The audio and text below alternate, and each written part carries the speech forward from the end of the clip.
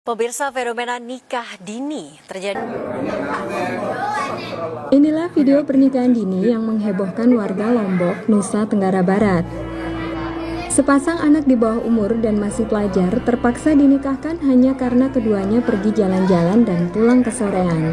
Pernikahan anak yang ada di Lombok Barat Lobar dinilai masih tinggi walaupun kian menurun dari tahun sebelumnya. Penjabat atau PJ Bupati Lombok Barat Haji Ilham menyebut faktor ekonomi menjadi hal mendasar penyebab pernikahan anak di Lombok Barat. Negara Barat memilih menikah selama pandemi. Alasannya tak adanya kegiatan belajar di sekolah. Assalamualaikum warahmatullahi wabarakatuh. Salam, Om Swastiastu, Namo Buddhaya, salam sejahtera untuk kita semua. Maraknya fenomena menikah dini atau dalam bahasa suku Sasak, Pulau Lombok, Kode, terlihat dari laporan terakhir Badan Pusat Statistik pada tahun 2020, di mana tahun tersebut paling banyak terjadi di Kabupaten Lombok Tengah, Kabupaten Lombok Timur, dan Kabupaten Lombok Barat. Andiani ATEL 2024.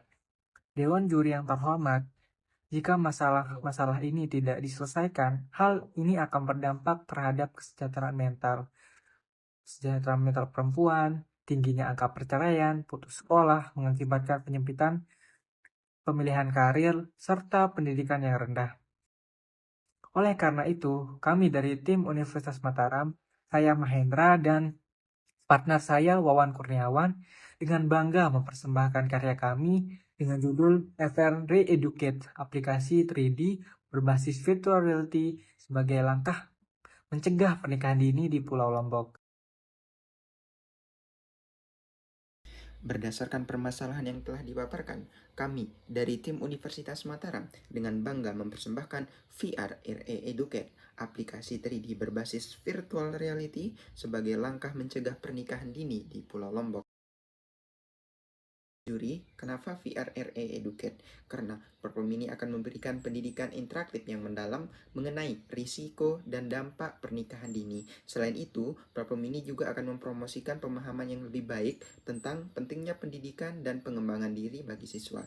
Selain itu juga, di dalam program ini diharapkan siswa mampu mengubah pola pikir siswa agar dapat merubah pikiran dan tingkah laku untuk menghindari tindakan yang berpotensi terjadinya pernikahan dini.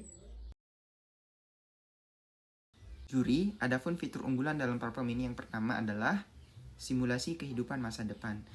Adapun dalam fitur simulasi kehidupan masa depan terdapat 3 menu utama. Yang pertama adalah Career Path Exploration.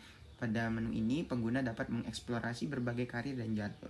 Kemudian yang kedua adalah Family Planning, di mana pengguna dapat menghadirkan simulasi kehidupan secara berkeluarga. Kemudian yang ketiga adalah Social Isolation Scenario, di mana pada teknologi virtual reality nantinya akan memperlihatkan dampak sosial dari pernikahan dini. Selanjutnya yang kedua adalah Pemerintah berperan dalam mempromosikan aplikasi, memberikan dukungan finansial, dan memastikan jangkauan aplikasi ke masyarakat luas. Target siswa SMP dan SMA adalah target utama pengguna aplikasi yang akan dibimbing oleh guru dalam menggunakan aplikasi.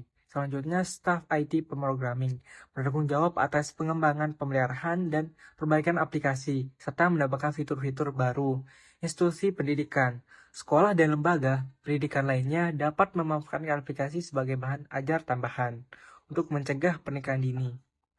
itu analisis SWOT. Adapun strength dari platform VR Educate yang pertama adalah pengguna teknologi VR menciptakan pengalaman belajar yang imersif dan interaktif. Kemudian yang kedua, memanfaatkan teknologi terbaru untuk menarik minat remaja. Kemudian yang ketiga adalah aplikasi ini menyediakan konten edukasi yang disesuaikan dengan kebutuhan dan kecepatan belajar individu sehingga memungkinkan pembelajaran yang lebih interaktif dan efektif. Kemudian yang kedua, weakness. Adapun kelemahan dari platform VR Educate yang pertama adalah teknologi VR memerlukan perangkat keras khusus seperti headset VR yang bisa mahal dan belum tentu terjangkau oleh semua kalangan.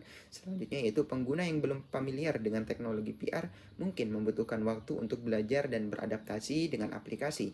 Selanjutnya yaitu opportunities. Adapun peluang dari platform VR Educate yang pertama adalah banyaknya pengguna smartphone dan perkembangan teknologi berkelanjutan. Kemudian yang kedua adalah dengan meningkatnya adopsi teknologi VR, aplikasi ini memiliki peluang untuk menjangkau lebih banyak pengguna di masa depan. Kemudian selaras dengan kurikulum merdeka yang berorientasi dalam kemajuan teknologi sebagai media pembelajaran. Kemudian yang terakhir adalah masih sedikit aplikasi yang menggunakan VR di dalam mencegah pernikahan dini. Adapun threats atau ancaman dari platform ini yang pertama adalah munculnya pesaing baru dengan aplikasi serupa. Berdasarkan analisis SWOT yang telah dipaparkan tadi, bahwa VR Educate memiliki kelebihan dan peluang sehingga minimnya ancaman serta kelemahan yang dimiliki. Sehingga dapat kita simpulkan bahwa VR Educate merupakan platform yang memiliki tingkat keberlanjutan yang tinggi, sehingga kelemahan dan ancaman yang ada akan terus diperbaiki oleh sistem dan tim dari VR Educate.